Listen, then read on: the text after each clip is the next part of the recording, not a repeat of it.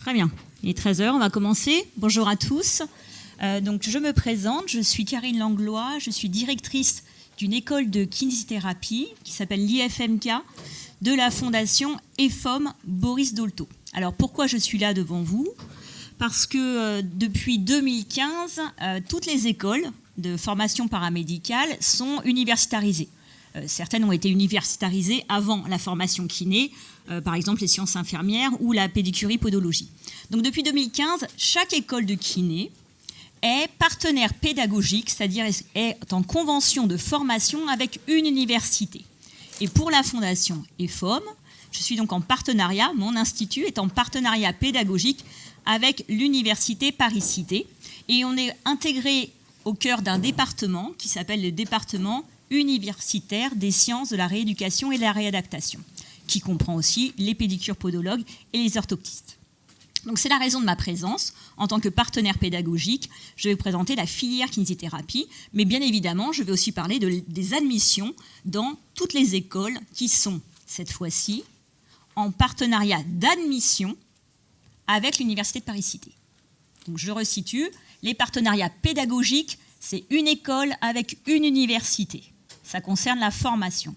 Les partenariats d'admission, ça concerne pour une école plusieurs universités et inversement pour une université plusieurs écoles. D'accord ? Donc on comprend déjà que c'est des moyens d'avoir des informations, d'aller dans les différentes universités. Vous êtes au bon endroit. Je suis heureuse de voir qu'il y a tant de jeunes qui envisagent cette profession. Et puis en même temps, vous pouvez aller vous renseigner, bien sûr, dans toutes les écoles. C'est aussi une façon d'avoir des infos sur toutes les filières possibles pour entrer en kinésithérapie. J'ai vu ce matin déjà des personnes ici en STAPS. Alors, ce que je vous propose, c'est d'accorder à peu près un quart d'heure, 20 minutes pour quelques éléments concernant la profession. Je serai assez succincte parce que si vous êtes là, c'est que vous connaissez déjà un bout de la profession et que vous souhaitez vous y engager. On parlera de la formation, juste voir le schéma de la formation et bien sûr des admissions. On a aussi un stand de kinésithérapie où 2 écoles sont présentes. Alors, petit rappel sur la profession, on voit où l'on est. Aujourd'hui, donc ça, le chiffre de 97 790 kinés, c'était en janvier 2022. Aujourd'hui, on est à plus de 100 000 kinés en France. C'est une profession avec un dynamisme démographique qui est assez exceptionnel. Vous voyez, en l'an 2000, on était autour de 60 000, et là, aujourd'hui, donc, on est à 100 000 en 2023. Alors, vous voyez, à 85%, l'exercice, il est libéral. Donc, ça veut dire qu'il y a à peu près 15% de kinés qui travaillent en exercice hospitalier ou en établissement de santé. Alors, ce que vous voyez aussi, c'est la densité professionnelle avec des zones qui commencent à être des zones surdotées en kinésithérapie. Vous voyez, si vous prenez le sud de la France, bien sûr, par rapport au nord, où certaines zones sont bien sûr sous-dotées. Vous voyez la difficulté parfois de trouver des kinésithérapeutes dans quelques départements de l'Île-de-France. C'est une profession mixte, plutôt mixte, qui a eu tendance à se féminiser avec, on va dire, le durcissement peut-être du recrutement ces dernières années. Cette année, il y a un étudiant qui est là, qui est dans notre promotion, et on retrouve un équilibre de 50-50 entre les hommes et les femmes. Je crois qu'il doit y avoir 1 ou 2 garçons de plus. Alors, à quoi ça s'intéresse ? Quel est l'objet du kinésithérapeute ? Alors, ça veut dire ça dépend des domaines, mais quand même, il y a une définition, c'est pas la mienne, c'est celle qui est extraite du Code de la santé. Vous voyez que la pratique de la massokinésithérapie comporte la promotion, la prévention, le diagnostic et le traitement des troubles du mouvement, de la motricité et des altérations des capacités fonctionnelles. Capacités fonctionnelles, ça peut être marcher, sauter, tenir sur un pied, saisir un objet, c'est de ça dont on parle. Alors, pourquoi le kiné intervient dans beaucoup de disciplines ? Puisque vous comprenez que ce qui est nécessaire au mouvement, vous avez fait, je pense, dans vos études, déjà l'étude des systèmes physiologiques, le système ostéo-articulaire, le système cardiologique, pneumologique. L'ensemble des systèmes contribuent aux capacités, on va dire, que l'on a à se mobiliser. Donc, dès qu'un système est affecté, il y a des conséquences sur la mobilité ou la motricité. Et de ce fait, le kiné va se retrouver à intervenir dans chacune des disciplines médicales. On va pouvoir intervenir en traumatologie, s'il s'agit plutôt du système ostéo-articulaire ou musculaire qui est touché, à intervenir en neurologie, pour des affections du système neurologique central ou périphérique, en cardiologie, en pneumologie. Donc vous comprenez, on a la responsabilité dans les écoles de former des kinés aptes à intervenir dans tous les champs. On ne forme pas un kiné spécialisé qu'en traumatologie, en cardiologie, etc. Après, les thérapeutes, enfin les professionnels, pourront choisir de, entre guillemets, se spécialiser par l'expérience, par les patients, on va dire qu'ils auront. Mais on doit vous former à être en capacité d'intervenir dans tous ces champs. Et ce, depuis la petite enfance, enfin, voire les nourrissons, bien sûr, jusqu'à la personne âgée en gériatrie. Donc c'est pour vous dire que ça... Enfin, vous voyez, les études, elles durent 5 ans en tout, une première année universitaire et 4 ans dans les écoles de kiné, mais on est occupé. Parce qu'en 5 ans, on va le voir, ça fait partie des évolutions professionnelles, on doit être en mesure de proposer un thérapeute qui va dispenser le meilleur soin aux patients. Alors, qu'est-ce que fait le kinésithérapeute ? Il examine son patient et il établit un diagnostic. Ça, c'est depuis 1996. C'est recommandé. Aujourd'hui, avec une formation en 5 ans, en 2015, elle est passée de 3 à 5 ans, aussi par cette activité, par la présence de cette activité diagnostique. Et je pense que vous écoutez l'actualité. Le 19 janvier a été votée une loi à l'Assemblée nationale pour l'accès direct à des formations paramédicales, sous certaines conditions. Un exercice coordonné, c'est-à-dire un kiné qui va, on va dire, collaborer avec notamment un médecin généraliste. L'accès direct, ça veut dire quoi ? Ça veut dire que normalement, aujourd'hui, la majeure partie des kinés reçoivent un patient qui a eu une prescription. L'accès direct, ça veut dire les patients qui iront directement voir le kiné. Donc je ne sais pas si vous avez entendu parler de cette loi, elle n'est pas encore passée au Sénat. Bien sûr, ça ne concerne pas que les kinésithérapeutes, ça concerne aussi les infirmiers de pratique avancée.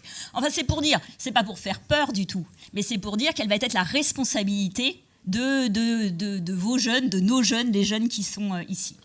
Alors, que fait donc, on a dit, le kinésithérapeute ? Il examine, il réalise un examen clinique de son patient et un diagnostic clinique, pas un diagnostic médical, hein. Chacun son rôle. Il applique des thérapeutiques, elles peuvent être manuelles, bien sûr, ça fait l'histoire de la kinésithérapie.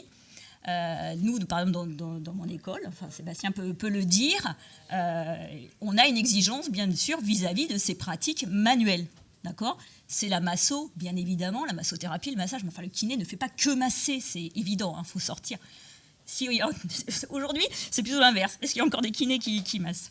Alors, les thérapeutiques peuvent être manuelles, elles peuvent être instrumentales. On peut utiliser des dispositifs instrumentaux, des presses, des dispositifs d'équilibration. Et puis, des thérapeutiques éducatives. D'accord ? Ça fait partie de l'arsenal des thérapeutiques du kiné. Et puis, les thérapeutiques, elles peuvent être curatives ou préventives. Hein. La prévention, vous connaissez le nom de notre nouveau ministère de la Santé, c'est le ministère de la Santé et de la Prévention. Alors on peut se dire que c'est que des mots, mais non, dans les formations paramédicales, les jeunes qui vont sortir sont sensibilisés et formés à avoir des actions préventives.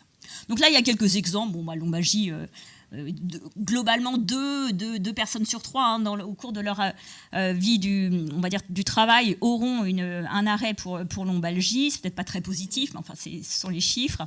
Bon, dans le milieu du sport. Alors là, vous voyez une jeune fille qui saute, parce que j'ai pris cette photo pour montrer comment le champ aussi de compétences peut, on va dire, s'accroître. Là, il s'agissait, je ne sais pas si vous en avez entendu parler, mais des jeunes filles qui font du trampoline, qui commencent à communiquer sur leur problème, qui est l'incontinence urinaire d'effort. Vous voyez, il y a 10 ans, personne n'en parlait. Eh bien, ça, typiquement, la prévention de cette incontinence urinaire d'effort relève des compétences du kinésithérapeute. C'est le cas. Donc, bon, j'ai mis des exemples en neurologie, que ce soit sur les blessés médulaires ou des pathologies plus on va dire, qui laissent des handicaps qui ont moins de chances de récupérer, la pédiatrie, les entorses de cheville. Les entorses de cheville, c'est 8000 entorses à peu près par jour en France. Il y a quelques années, on ne savait pas s'il fallait absolument rééduquer la première entorse. Aujourd'hui, on le sait, parce qu'on a ce qu'on appelle de la recherche clinique. On dispose d'informations qui nous disent que si une entorse est rééduquée lors du premier épisode, il y a moins de risque de récidive. Vous voyez, on connaît davantage, on va dire qu'il y a moins d'incertitudes. Alors, contexte et défis. Alors déjà, j'ai parlé dans le plan du contexte, du type d'exercice. Tout est possible. On peut exercer uniquement à l'hôpital ou en établissement de santé, uniquement en cabinet libéral, si possible dans le cadre d'une maison de santé ou d'une communauté de professionnels, ou alors on peut avoir des exercices mixtes. Moi, j'ai des collègues qui travaillent avec moi, ils font le matin, par exemple, à l'hôpital, l'après-midi en cabinet, ou le matin à l'hôpital, l'après-midi dans un institut de formation. Enfin, il y a différentes, vraiment, façons d'exercer et de choisir son activité. L'exercice salarié, hospitalier, a été largement revalorisé avec le Ségur de la santé.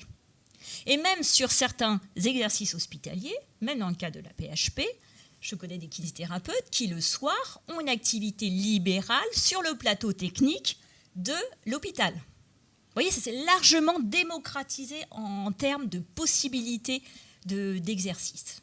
D'accord ? Donc il y a l'avantage du pluriprofessionnel en étant en exercice hospitalier, puis l'avantage aussi d'une certaine autonomie dans l'exercice libéral. Alors l'accès direct, j'en ai parlé, ça fait partie évidemment des défis de notre profession. Ça fait peut-être 25 ans que les organisations professionnelles militent pour l'accès direct. Au final, certains thérapeutes me disent, certains kinés me disent, mais c'est déjà le cas en fait, parce que souvent les patients arrivent avec une prescription où il n'y a pas réellement de diagnostic. Vous avez un symptôme. Vous voyez, lombalgie, c'est un symptôme. En fait, ce n'est pas une pathologie. Donc en fait, après, c'est au kiné, on va dire, de mener son enquête clinique pour savoir quelle est éventuellement le ou les étiologies pour pouvoir mettre en place son traitement. Mais bon, quand même, c'est une certaine forme de reconnaissance pour les formations paramédicales qui ont aussi élevé leur niveau de compétence, aussi du fait de l'universitarisation. Le dynamisme professionnel, j'en ai parlé, il relève, à mon avis, de 3 grands facteurs. 1, le besoin qui augmente du fait du vieillissement de la population, c'est certain, et des maladies chroniques. J'en ai parlé, le champ de compétences aussi qui s'accroît par les informations que l'on a maintenant. On parle d'informations factuelles, c'est-à-dire basées sur des preuves scientifiques. Et nécessairement, aujourd'hui, toute formation médicale ou paramédicale contient des enseignements scientifiques. Maintenant, les soignants doivent aussi s'appuyer sur les données scientifiques. D'accord ? Donc c'est pour expliquer la part scientifique.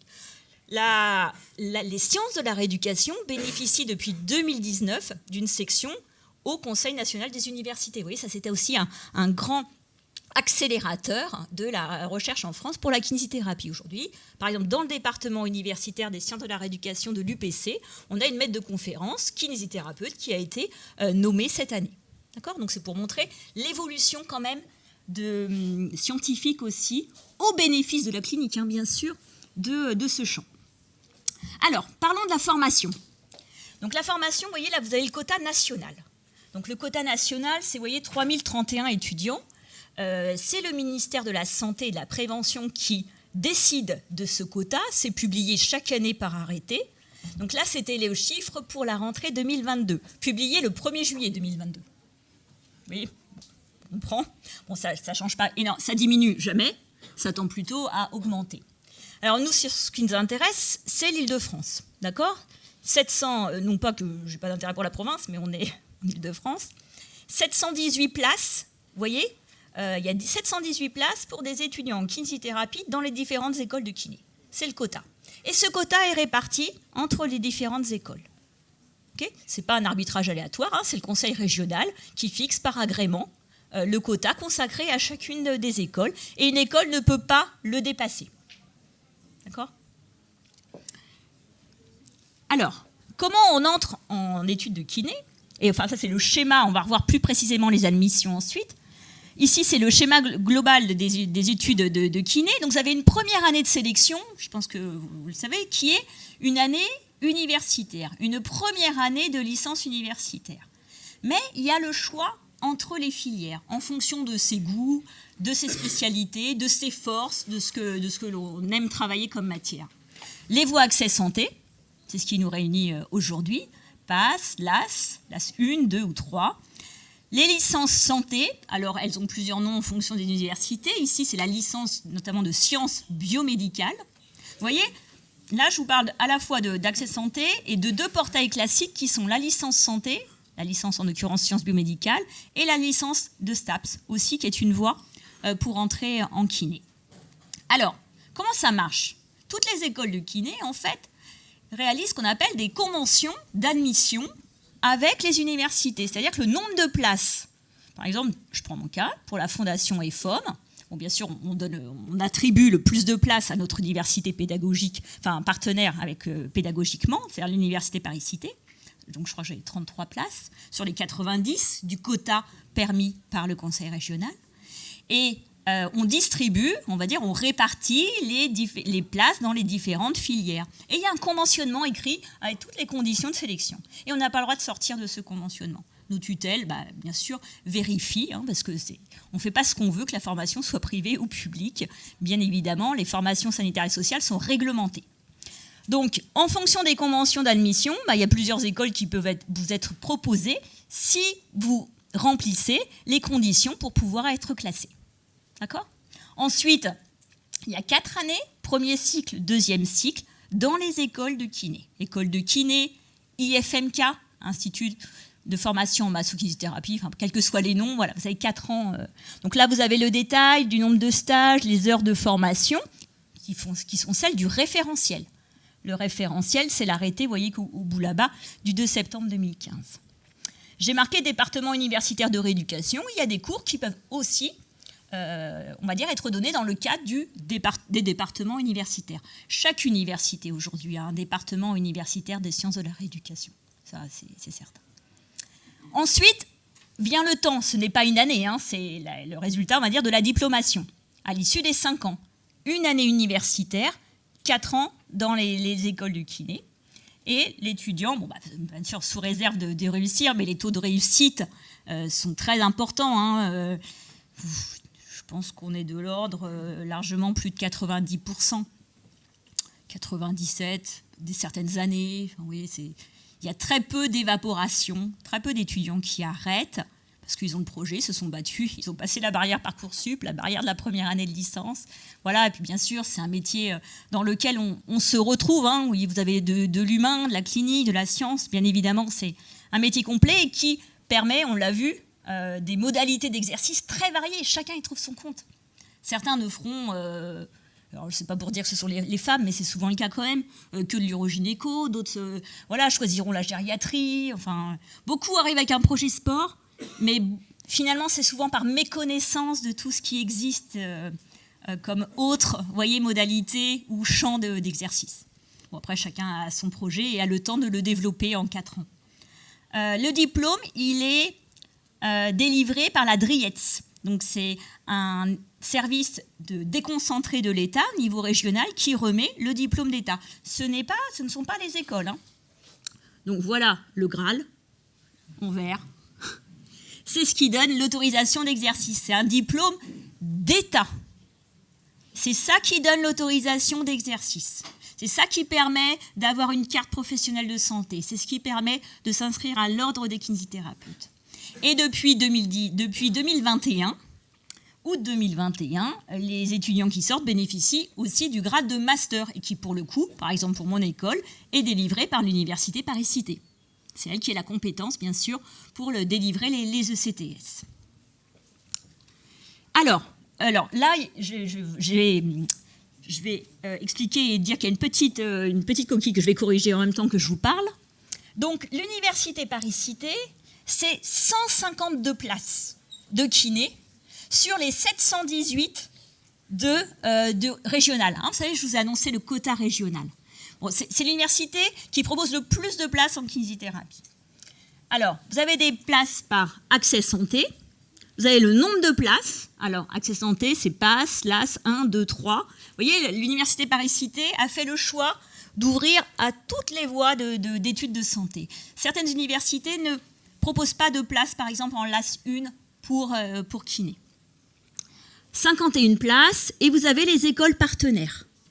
D'accord ? Donc là, la PHP, l'ANCRE, ce sont 2 écoles publiques. La Fondation EFOM, le CAP, ce sont des écoles privées, on va expliquer, à but non lucratif, c'est-à-dire que tout ce que paye l'étudiant, finance l'étudiant, est consacré à sa formation. Il n'y a pas de fonds d'investissement derrière, il n'y a pas d'actionnaire. Et puis, l'école aussi d'Assas, donc pour la voie santé.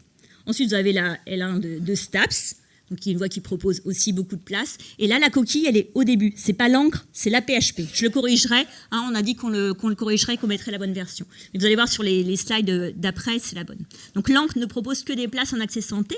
L'encre, c'est l'école nationale de kinésithérapie qui est située à Saint-Maurice dans le 94. Donc vous voyez, d'autres écoles. Et puis ensuite, on a la licence en sciences biomédicales avec des places en L1 et en L2 pour 11. Ici, un effectif de 11 places. Alors 11 places, parfois, vous voyez, c'est des voies. Bon, là, on est en JPO, plutôt accès santé. Mais vous dire, parce que je sais, la frustration et la difficulté pour les jeunes, pensez pas qu'on n'est pas au courant pour trouver la bonne voie qui va permettre de pouvoir mener sa formation pour son projet professionnel. On est parfaitement au courant des difficultés. Nous, la sélection pour les écoles de kiné nous a totalement échappé. C'est-à-dire comment on fait, nous, pour recruter nos étudiants? On conventionne et après, on reçoit des listes d'étudiants. On n'a aucun moyen de recruter en dehors de ce dispositif. Je vais revenir quand même sur un petit bémol par rapport à ça. Et voilà, donc je sais que les jeunes ont une double sélection sur Parcoursup pour pouvoir entrer dans la filière qui va leur permettre de candidater à kiné. Mais c'est possible. Il faut bien se renseigner sur les voies. Les 2 dernières années, il y a plusieurs écoles en région parisienne qui n'ont pas eu tous leurs étudiants.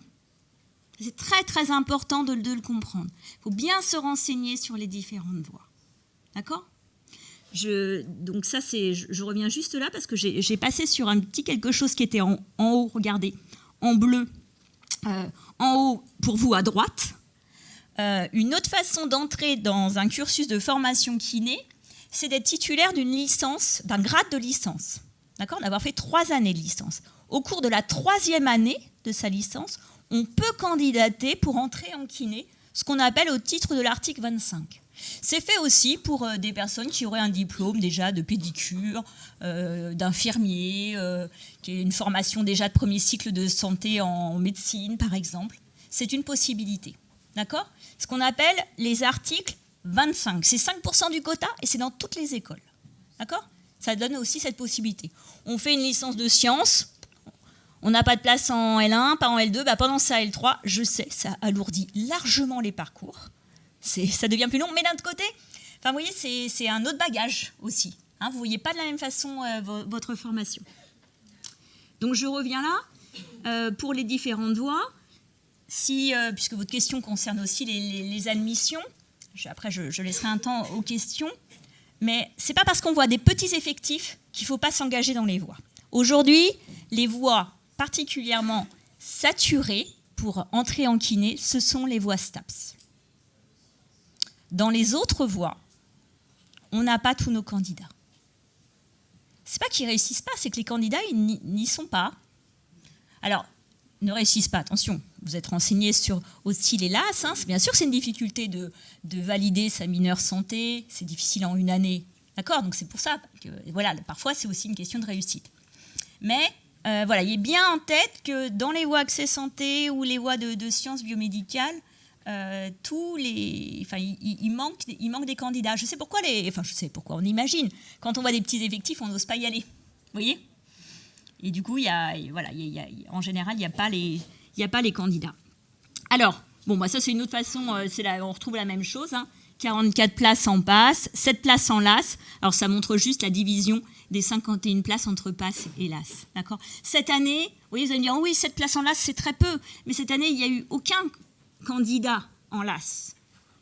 Aucun candidat n'a réussi sa LAS pour entrer en kiné. Ou aucun candidat de LAS ne voulait aller en kiné. Donc si on entre, si on réussit, on a une place. D'accord ? Voilà, mais ça, on pourra en discuter, mais le mieux c'est d'en discuter aussi avec les jeunes. Il y en a sur le stand kiné. Il faut bien tout prendre en compte.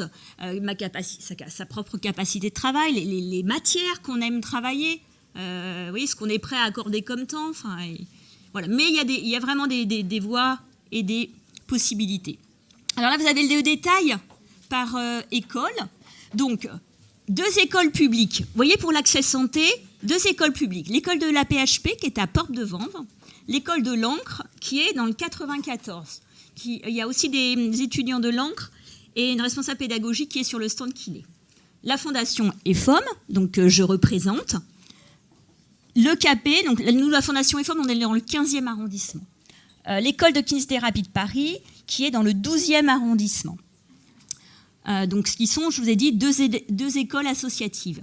Ensuite, vous avez 3 écoles privées, du coup, ici lucratives. L'école d'Assas, qui est dans le 15e arrondissement, l'école du Cerf, qui est à Saint-Denis, et l'IFMK de l'Est francilien, qui est à Meaux, et puis, mais qui ne prend pas en accès santé. Donc, en fait, je ne sais pas pourquoi je vous en parle. Ni le Cerf ne prennent pas en accès santé, mais c'est l'université Paris-Cité quand même. Et l'école d'Agnier, c'est pareil. Donc là, par exemple, si vous choisissez une voie accès santé, vous pourriez candidater à plusieurs écoles, à la PHP, à l'Ancre, à l'EFOM, à l'EKP, à Assas. Alors quand je dis candidater, il n'y a pas de dossier à envoyer aux écoles. Hein. C'est juste que vous allez formuler des vœux, vous allez hiérarchiser vos écoles et en fonction de votre réussite et de votre rang, vous aurez la primeur de choisir ou pas. C'est comme ça que ça se passe. D'accord ? Bon, voilà, j'avais après, oh là là, 13h26, on m'a laissé jusqu'à 13h30. Donc voilà, si je vous conseille de... Parce qu'après, j'avais une présentation sur mon école, mais en fait, il faut aller dans les JPO des écoles, de chacune de ces écoles. Tout le monde, elles en font plusieurs. Là, vous voyez, il y en a forcément en février dans chacune des écoles. Nous, je crois que c'est la semaine prochaine, le 15 février. Mais voilà, il faut aller sur le site, c'est bien renseigné. Sur le site des écoles, ça vous permet d'aller dans les écoles. Comment vous pouvez avoir les informations ? Déjà, sur le site de chacune des écoles, vous voyez comment chaque école distribue ses places. D'accord ? Ensuite, dans les universités, c'est le moyen aussi, bien sûr, de savoir avec quelles écoles l'université est en partenariat. Et puis, sur les fiches formation sur Parcoursup, sur les fiches formation, parfois, ça ne va pas être marqué kiné. Enfin, si vous tapez kiné dans le moteur de recherche sur Parcoursup, vous allez peut-être trouver quelques universités qui proposent des parcours spécifiques STAPS kiné. Par exemple, Orsay le fait, l'UPEC le fait. Mais il y a beaucoup d'autres voies d'entrée, sauf que ce n'est pas une filière spécifique. D'accord ? Pour la majorité des parcours de L1, il n'y a pas de concours spécifique ou de matière spécifique. Hein. C'est vous validez votre L1. Et vous êtes classé sur vos résultats de la L1. D'accord ? Il n'y a pas de choses complémentaires, complémentaires à passer. D'accord ? Bien. Dans le temps imparti, voilà ce que j'ai pu dire. On a le temps de prendre 3-4 questions, c'est ça ? 3 minutes. Est-ce qu'on a le temps de prendre une question ? Sinon, sur le stand, il y a beaucoup de monde. Oui, on a 3 minutes pour quelques questions. Alors, comme c'est haut, ça va déjà prendre 1 minute dans l'emmener le micro. Peut-être... Alors, il y aura une question, mais vraiment, venez sur le stand pour ceux que ça intéresse. Hein. Il y a beaucoup d'étudiants qui sont là pour vous renseigner aussi. Alors, c'est une question chiffre dans le stand en bas. Vous avez un tableau qui marque le nombre de places totales en IFMK par université. Pas juste Paris-Cité et pas juste EFOM. Oui.